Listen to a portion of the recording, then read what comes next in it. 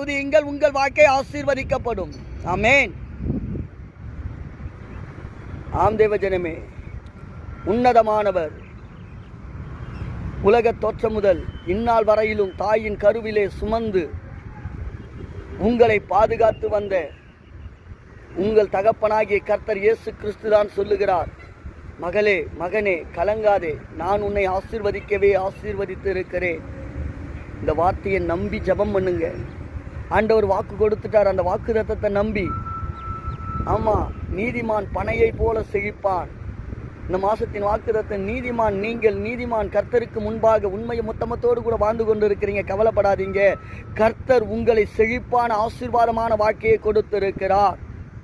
நீங்க பனையை போல செழித்து ஆசீர்வாதமான வாழ்க்கையை. பனைமரத்துக்கு யாருமே பராமரிப்பு கிடையாதும்மா. யாருமே அதை கேள்வி கேட்கறதுக்கு ஆள் இல்லை. யாருமே